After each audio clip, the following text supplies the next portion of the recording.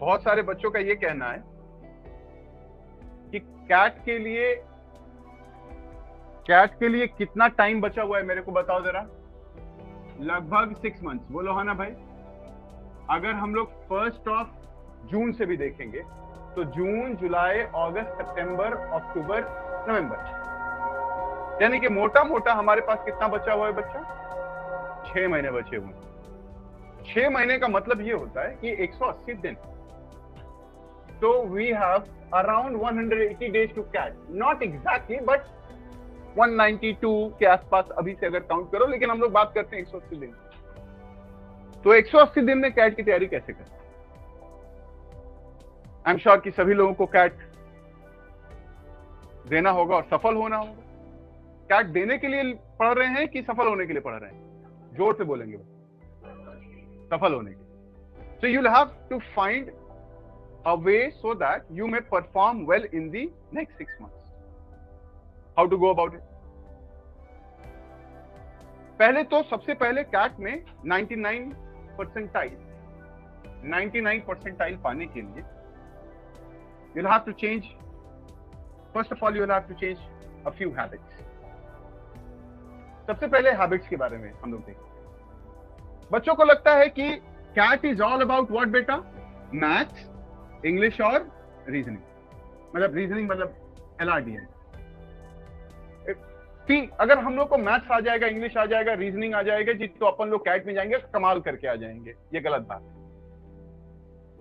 तुम ये कहना चाहते हो मेरे से कि जो मैथ्स में PhD बंदा है वो कैट के मैथ्स के सेक्शन में बैठेगा तो 99 परसेंटाइल लाएगा? तुम ये कहना चाहते हो? अगर ये तुम सोच रहे हो तो गलत सोच रहे हो।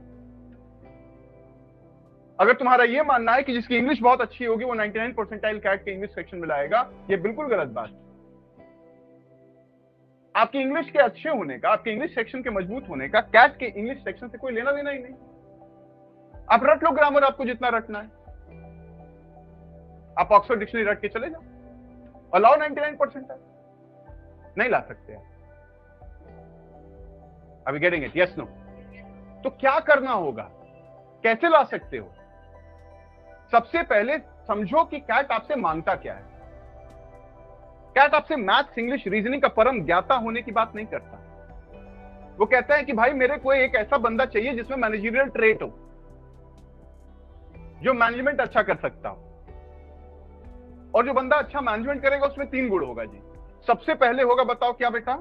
कि बच्चा जो होगा वो प्रॉब्लम सॉल्विंग करना जानता होगा। क्या करना जानता होगा बताओ? दूसरा कि भाई वो चैलेंज टेकिंग आता है उसको, वो चैलेंजेस ले सकता है लाइफ में। रिस्क अवर्स नहीं है, लाइफ में रिस्क लेना चाहता है। रिस्क देख करके ना वो सेफ प्ले नहीं करना चाहता है, वो कैलकुलेटेड रिस्क लेता है, कभी लीप रिस्क लेता है, लेकिन रिस्क लेने का क्षमता है उसमें। अच्छा मैनेजर वही हो सकता है। बोल हाँ ना भाई? और दूसरा कि भाई इफेक्टिव कम्युनिकेटर होना चाहिए। तुम निगोशिएशन कैसे करोगे लोगों से जब तक तुम इफेक्टिव कम्युनिकेटर नहीं होगे? तुम लीड कैसे करोगे टीम्स को जब तक तुम इफेक्टिव कम्युनिकेटर नहीं होगे? और कम्युनिकेशन में एक चीज बड़ी बहुत खास बात होती है, पता है क्या? कम्युनिकेशन का एक खास बात होता है क्या? पेशेंस। कम्युनिकेशन का मतलब 90% लोग पता है क्या समझते हैं? ऐसा वर्बल वॉमिटिंग करो। वर्बल वॉमिटिंग समझते हैं? कोई सामने वाला बंदा आया, ऐसा बोलो और इतना बोलो कि या तो उसकी हत्या हो जाए या फिर वो मान ले कि तुम आत्महंता हो, तुम खुद ही मर जाओगे। ऐसा ना भाई, तुमको ऐसा नहीं करना है। You don't have to be. Effective communication का मतलब होता है सुनना भी सीखिए, और 20% बोलना और 80% सुनना।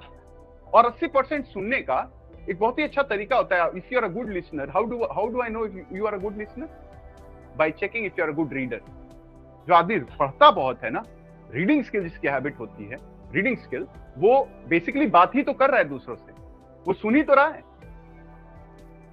पेशेंस, कामनेस ऑफ माइंड, ये जब चैलेंज टेकिंग एबिलिटी होती है आदमी में, जब पेशेंस होता है, जब आदमी के पास प्रॉब्लम सॉल्विंग एबिलिटी होती है, जब आदमी डिसीजंस बहुत क्विक लेता है और क्लियर विजन के साथ लेता है, वही अच्छा मैनेजर हो सकता है। कैट आपको मैथ्स, इंग्लिश और रीजनिंग LRDI का सेक्शन देता तो है, लेकिन चेक की क्वालिटीज करता है आपके maths, percentage, profit loss, simple interest, compound interest, average mutual ligation, time speed distance, दूध में पानी कितना मिलाया, पानी में दूध कितना मिलाया, ज्योमेट्री, अलजेब्रा, ये क्या है बेसिकली? मैथ्स थोड़े ना है। इसको कैट तो कहते नहीं है मैथ्स है, वो तो क्वांटिटेटिव एबिलिटी है, ये तो एबिलिटी है। वो तो कहता है मैथ्स है ही नहीं है। मैथ्स तो MSc में होता है, PhD में होता है मैथ्स तो तुम लोग पढ़ ही नहीं पाओगे। अरे बोलो हाँ ना भाई, वो मैथ्स थोड़ा ना होती है। आप फर्जी में मैथ्स को बदनाम कर रहे हो इन सब चैप्टर्स को मैथ्स बोल के। These are not maths. T-shirt खरीदने गए राइट, 50% प्लस 70% डिस्काउंट, बच्चों को लगता है अब 20% हमको ये दे देगा। Successive discount. तो आप यही नहीं समझ पा रहे, दुकान में घुस गए, आपने टी-शर्ट लिया, बाद में कह रहे 20 रुपए आप दो। पैसा आपको मार के भगाएगा कि नहीं भगाएगा? Very simple terms. वो सक्सेसिव डिस्काउंट का क्वेश्चन पूछेगा। वो उधर से ट्रेन आ रही है, इधर से बर्ड जा रही है, दोनों टकराए, फिर उधर एक पोल है, वो चिड़िया इधर उधर भाग रही है, फिर वो ट्रेन जाता है, वहां पे रुक जाता है, बताओ कितना देर तक चिड़िया ने कितना डिस्टेंस ट्रैवल किया होगा। ये सारे क्वेश्चंस कॉमन सेंस के क्वेश्चंस साहब। ये बेसिकली मैथ्स में पूछ रहा है, ये चेक कर रहा है, बताओ क्या तुम्हारी प्रॉब्लम सॉल्विंग एबिलिटी। तुमको फॉर्मूला नहीं आता है, फिर भी क्या उस क्वेश्चन को तुम हैंडल कर पाओगे कि नहीं कर पाओगे अपने कॉमन सेंस से? और जब बिजनेस करोगे तो ये सारी चीजें तो बहुत बार आएंगी तुम्हारे सामने, डेली आएंगी लगभग। ऐसा नो बिजनेस तो पूरा इसी क्वांट्स पे चलता है। उसके बाद क्या पूछेगा तुमसे? पेशेंस हो कि नहीं। एक आरसी देगा, दूसरा आरसी देगा, तीसरा आरसी देगा, चौथा आरसी देगा, पांचवा आरसी देगा, चौथे आरसी तक जाते ऐसे ऐसा लगेगा प्राण त्याग दोगे तुम। खुद को गाली दे रहे होगे, अपने टीचर्स को गाली दे रहे होगे, जिसने बोला होगा कैट की तैयारी उसको गाली दे रहे होगे, जिससे वादा किया होगा कि मैं IIM में जाके दिखाऊंगा उसको गाली दे रहे होगे। जीवन में हर व्यक्ति को गाली दे रहे होगे। बोल हाँ ना भाई। तो उसके बाद तुम्हारे पास आ जाता है क्या? LRDI कोचिंग ज्वाइन करते हैं। यस, बड़ा कोचिंग, ब्रांड वाली कोचिंग ज्वाइन किया है। टीचर पढ़ा देगा, जाएगा LRDI का केसेट, टीचर जैसे ही LRDI का केसेट आएगा, जो ठाक से टीचर सामने आएगा, बेटा मैंने बताया था तुम कहोगे यस सर। ऐसा नहीं होता। आंखों के सामने अंधेरा सा छा जाता है, ऐसा मूर्छित होने लगोगे तुम, दिमाग काम करना बंद कर देगा, ऐसा लगेगा जैसे दिमाग का शरीर और शरीर दिमाग का साथ नहीं दे रहा। आत्मा तुम पे सामने खड़े होकर तुम पे मुस्कुरा रही होगी, कुटिल मुस्कान, और बताओ। That will happen. How will you handle such situation? Challenge taking ability. उस टाइप का क्वेश्चन, उस टाइप का कभी तुमने देखा ही नहीं होगा।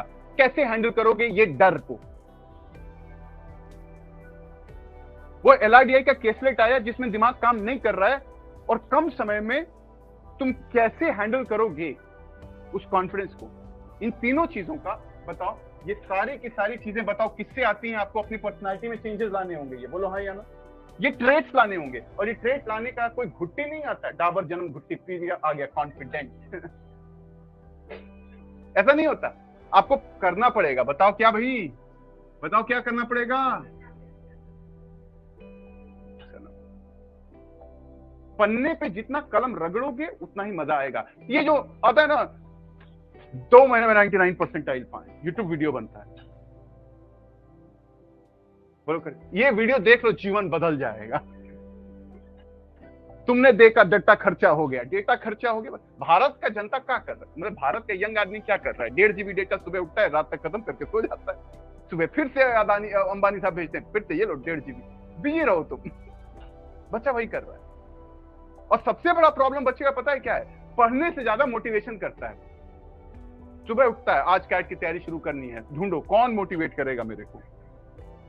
ये YouTube चैनल मजा नहीं आया, ये YouTube चैनल मजा नहीं आया, ये YouTube चैनल मजा नहीं आया। वो मोटिवेशन ही ढूंढता रहता है। Do you all agree with me? Yes और नो? जितना ज्यादा मोटिवेटिंग वीडियोस देखोगे ना तुम, उतना ही ज्यादा अंदर से खोखले और कमजोर होते जाओ। बंद करो ये नाटक। असली मोटिवेशन पता है क्या होता है? सुबह उठो, 100 सवाल सॉल्व करो, शाम तक देखो कितना मोटिवेटेड रहोगे, दुनिया अलग लगेगी। याद है वो दिन हम लोग क्लास में जब 6 घंटा पढ़ के, रूम दरवाजा बंद करके 6 घंटा पढ़ के जब बाहर निकलते थे, दुनिया ऐसी अच्छी अच्छी सी लगती थी। ऐसा न पढ़ के जाते थे, टीचर बोलता था, टीचर नहीं पढ़ के जाते थे, टीचर के सामने ऐसा मुंह चुराए ऐसे खड़े होते थे जैसे चट्टे हो एक नंबर।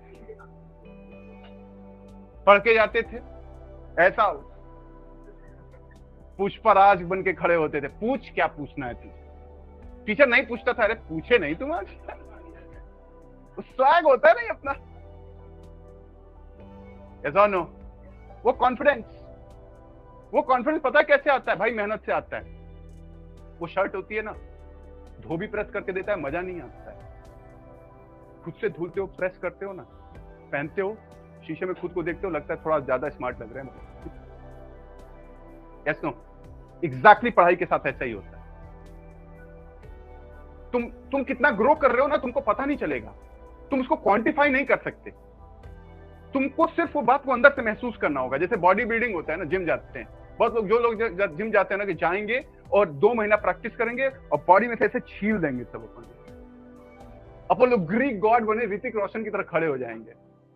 वो पता है क्या करते हैं? 10 दिन में जिम छोड़ देते हैं। ऐसा नो, पता है बॉडी किसकी बनती है भाई? वो जाता है, वो बॉडी बनाने के लिए जिमिंग नहीं करता है, अंदर से गुड फील करने के लिए जिमिंग करता है। अंदर से फील अच्छा करने के लिए जो जिमिंग करता है, उसकी बॉडी बन जाती है। बॉडी बनाने के लिए जो जिमिंग करता है ना, उसकी कभी बॉडी नहीं बनती है। ये ठीक वैसी बात, आईएएस बनने के लिए जो आईएएस की तैयारी करेगा, वो कभी आईएएस नहीं बनेगा। वो जो एंजॉय करता है अपनी पढ़ाई को, उसका विजन क्लियर है, वो पढ़ाई को एंजॉय कर रहा है, वो आईएएस बनेगा। जिसके अंदर सेवा भाव है, वो एंजॉय करेगा। जिसके अंदर ये 3 क्वालिटीज हैं, वो आईएम में जाएगा। क्योंकि वो मैथ्स का ज्ञाता, इंग्लिश का ज्ञाता और रीजनिंग का ज्ञाता नहीं खोज रहे आपसे, वो इन पर्सनालिटी ट्रेट्स वालों को खोज रहे हैं, जिसको इंग्लिश, एलआरडीआई और मैथ्स के क्वेश्चन के जरिए चेक करते हैं। क्लियर है नहीं है भाई? यस और नो? ये सारी चीजों पे थोड़ा सा ध्यान दें आप लोग।